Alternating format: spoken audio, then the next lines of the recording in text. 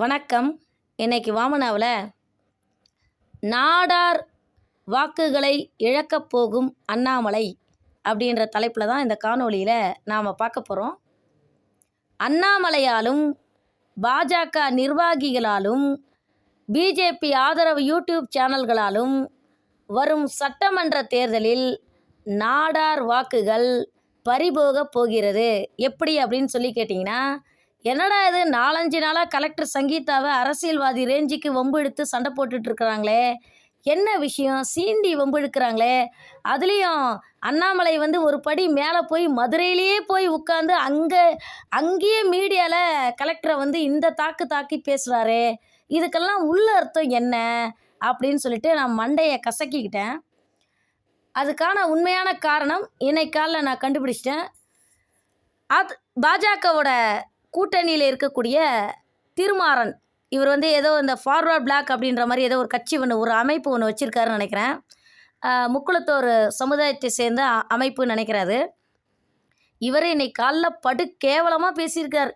அந்த அம்மா ஒரு பெண்மணி அப்படின்னு கூட பார்க்காம வாயை திறந்தா அதில் டெட்டாலும் பெனாயிலும் ஊற்றி கழுவுனா கூட அது சரியாகாது. அந்த அளவுக்கு ஒரு கேவலமான வார்த்தைகள்லாம் வெளியிட்டு அந்த அம்மா கலெக்டருக்கு படித்தவங்க, கலெக்டர் அவங்களுக்குன்னு ஒரு தனி மரியாதை கொடுக்கணுமே அப்படின்ற ஒரு இங்கீதம் கூட தெரியாமல் பொறுக்கி மாதிரி இந்த திருமாறன் பேசியிருக்காப்புல. திருப்பியே சொல்கிறேன், பொறுக்கி மாதிரியும் ரவுடி மாதிரியும் இந்த திருமாறன் பேசியிருக்காப்புல.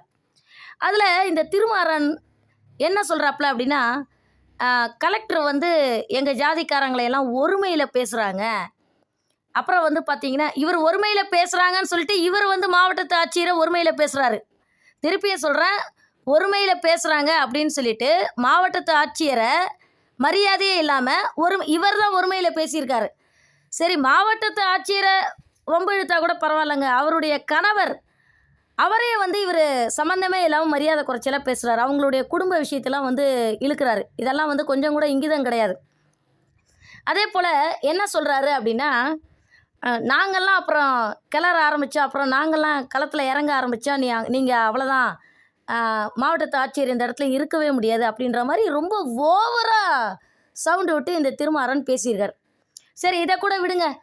திருமாறன் ஒரு குடியார பைய, ஒரு பொறுக்கி பைய, இன்னும் கூட சில வார்த்தைகள் டேஷ் டேஷ் டேஷ், அந்த டேஷில் உங்களுக்கு பிடிச்ச கெட்ட வார்த்தையை நீங்கள் போட்டுக்கோங்க.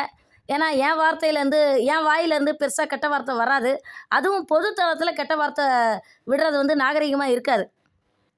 இந்த திருமாறன் என்ன சொல்கிறாப்புலன்னா, எங்களை எங்கள் ஜாதிக்காரங்களாம் நீ போலீஸில் பிடிச்சி கொடுக்குற, அவன் இவன் நீ ஒருமையில் பேசுகிற அப்படின்னு சொல்லிட்டு பேசியிருக்காப்புல.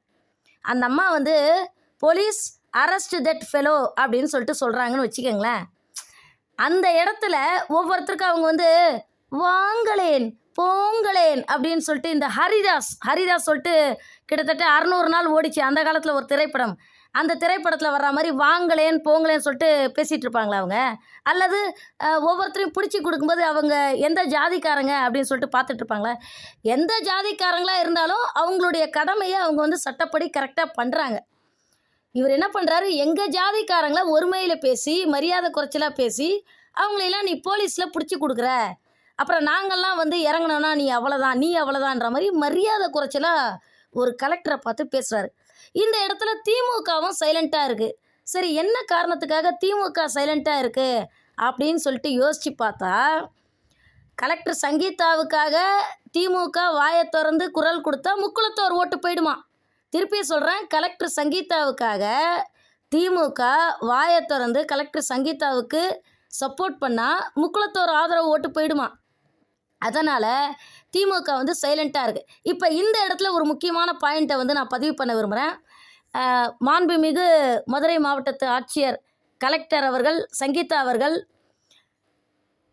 நாடார் சமுதாயத்தை சேர்ந்த பெண்மணி. திருப்பியும் சொல்கிறேன், மாண்புமிகு மதுரை மாவட்டத்து ஆட்சியர் கலெக்டர் சங்கீதா அவர்கள் நாடார் சமுதாயத்தை சேர்ந்த பெண்மணி. அதனால் இந்த காணொலியை கேட்டுட்ருக்கிற நாடார் சமுதாயத்து மக்கள் அத்தனை பேரும் தயவு செய்து அந்த அம்மாவுக்காக குரல் கொடுக்கணும், சப்போர்ட் பண்ணணும் அப்படிங்கிறத இந்த காணொலி மூலமாக ஒரு கோரிக்கையாக வைக்கிறேன். சரி, இப்போ நான் விஷயத்துக்கு வரேன். அடுத்ததாக சொல்கிறாரு, நாங்கள் பார்க்காத ஜெயிலா அப்படின்னு சொல்கிறாரு. திருப்பியும் சொல்கிறேன், திருமாறன் நாங்கள் பார்க்காத ஜெயிலா, நீங்கள் வந்து போலீஸில் எங்கள் ஆட்களை வந்து பிடிச்சி கொடுக்குறீங்க அப்படின்னு ரொம்ப பெருமையாக சொல்கிறார். நான் ரொம்ப நாளாக ஒரு விஷயத்தை கவனிக்கிறேங்க.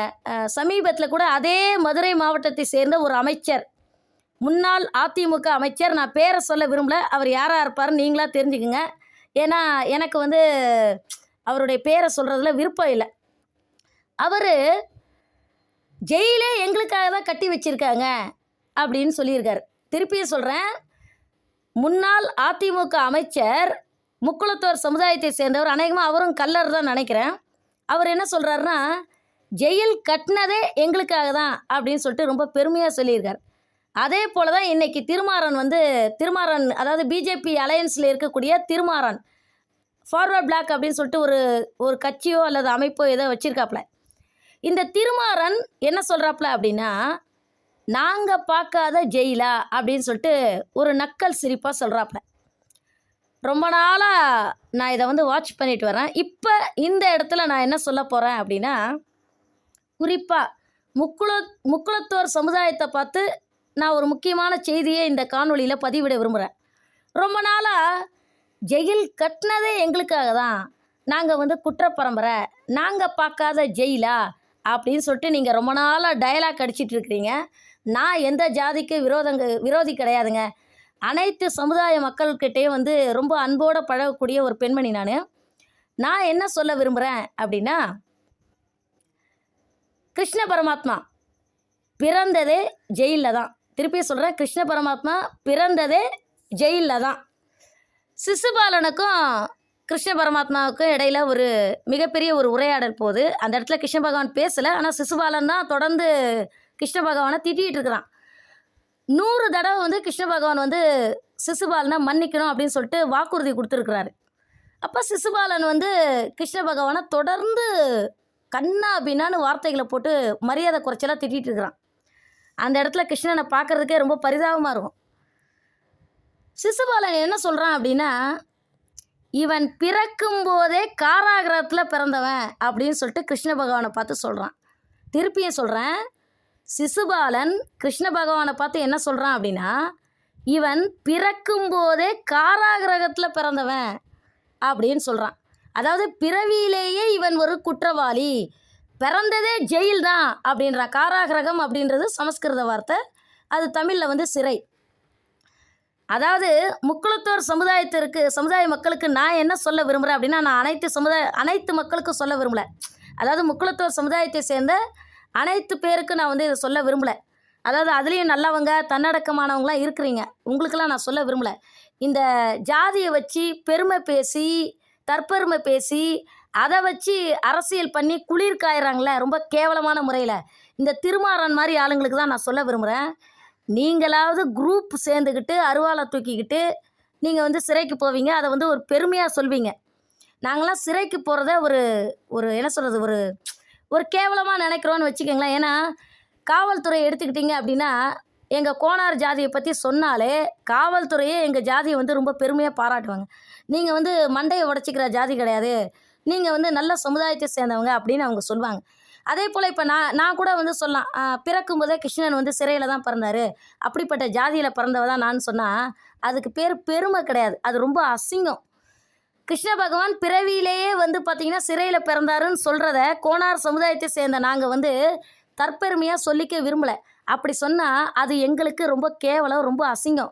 எங்களுடைய கிருஷ்ண பகவானை நாங்களே அசிங்கப்படுத்துகிற மாதிரி ஆயிரும். அதனால் இனிமேல் இந்த முக்குளத்தோர் சமுதாயத்தை சேர்ந்தவங்களாம் ரொம்ப நாளாக இந்த டயலாக் விட்டுட்டுருக்குறீங்க. நாங்கள்லாம் வந்து ஜெயிலை பார்த்து பயப்படாதவங்க, நாங்கள் பார்க்காத ஜெயில் கட்டினதே எங்களுக்கு தான் அப்படின்லாம் சொல்லாதீங்க. ரொம்ப கேவலமாக இருக்குது, காரி துப்புற மாதிரி இருக்குது. திருப்பியும் சொல்கிறேன், நாங்கள் யாதவ சமுதாயம் கிருஷ்ண பகவானுடைய வழியில் வந்தவங்க.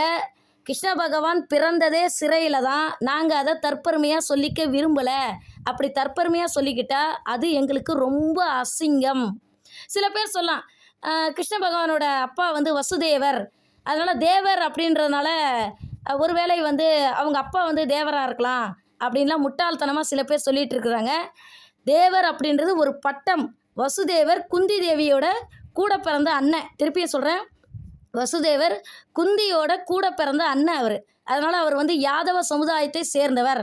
உதாரணமாக அருள்மொழி தேவர் யார் அப்படின்னு சொல்லி கேட்டிங்கன்னா சேக்கிழார். சேக்கிழாருடைய இயற்பெயர் வந்து அருள்மொழி தேவர்.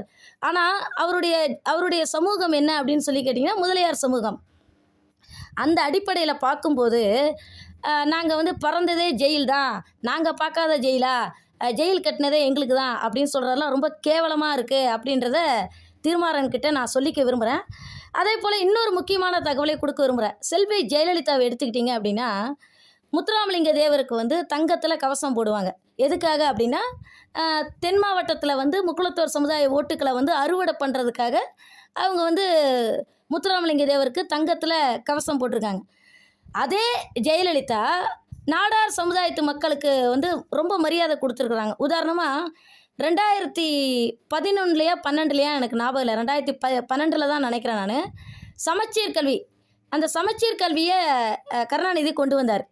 அதில் வந்து நாடார் சமுதாயத்து மக்களை வந்து ரொம்ப ஒரு மரியாதை குறைச்சலாக கண்ணாபின்னான்னு போட்டிருந்தாங்க. அப்போ நாடார் சமுதாயத்து மக்கள் வந்து செல்வி ஜெயலலிதா கிட்ட வந்து புகார் கொடுத்துருந்தாங்க, இது மாதிரி எங்கள் ஜாதியை வந்து ரொம்ப கேவலமாக வந்து சமச்சீர் கல்வியில் போட்டிருக்காங்க அப்படின்னு. உடனே செல்வி ஜெயலலிதா அந்த பகுதிகளெல்லாம் நீக்கிட்டு அவங்க என்ன சொன்னாங்கன்னா, நாடார் சமுதாயத்து மக்கள் வந்து கணக்கு போடுறதெல்லாம் ரொம்ப புத்திசாலிகள் அப்படின்னு சொல்லிட்டு நாடார் சமுதாயத்து மக்களை வந்து ரொம்ப பாராட்டியிருந்தாங்க. இந்த இடத்துல நீங்கள் கவனிக்கணும், செல்வி ஜெயலலிதாவுடைய அரசியல் சாதுரியத்தை பாருங்கள். ஒரு புறம் முத்துராமலிங்க தேவருக்கு வந்து தங்கத்தில் கவசம் போட்டு முக்குளத்தோர் சமுதாய வாக்குகளை வந்து அறுவடை பண்ணுறாங்க. இன்னொரு புறம் நாடார் சமுதாயத்து மக்கள் வந்து சமச்சீர் கல்வியில் எங்கள் ஜாதியை வந்து திமுக ரொம்ப கேவலமாக பேசியிருக்கு, கருணாநிதி வந்து ரொம்ப கேவலமாக போட்டிருக்காரு அப்படின்னு சொன்னதும் அந்த பகுதிகளை நீக்கிட்டு நாடார் சமுதாயத்து மக்களை புகழ்கிறாங்க. எப்படி புகழ்கிறாங்க? கணக்கு போடுறதுல எல்லாம் நாடார் சமுதாய மக்கள் வந்து ரொம்ப புத்திசாலிங்க அப்படின்னு சொல்லியிருக்காங்க. இந்த இடத்துல பிஜேபிக்கு நான் கடைசியாக ஒரு வார்னிங் கொடுக்குறேன். நான் நீங்கள் பண்ணுறது ரொம்ப கேவலமாக இருக்குது. முக்குளத்தோர் சமுதாய வாக்குகளுக்காக நாடார் சமுதாயத்தை சேர்ந்த மாவட்ட ஆட்சியர் சங்கீதாவை நீங்கள் குறி வச்சு தொடர்ந்து விமர்சனம் பண்ணுறது நல்லா இல்லை. இதால் என்ன ஆக போகுதுன்னா, தென் மாவட்டத்தில் பிஜேபிக்கு நாடார் சமுதாய ஓட்டு விழப்போகிறது கிடையாது. அதனால் அண்ணாமலையும் மற்றவங்களும் ஒழுங்காக வாழை சுருட்டிக்கணும். இந்த காணொலியை கேட்டுக்கிட்டு இருக்கிற நாடார் சமுதாயத்து மக்கள் தயவு செய்து மாவட்டத்து ஆட்சியர் சங்கீதாவுக்கு குரல் கொடுக்கணும் அப்படின்னு சொல்லிட்டு இந்த காணொலியை முடிச்சுக்கிறேன். நன்றி, வணக்கம்.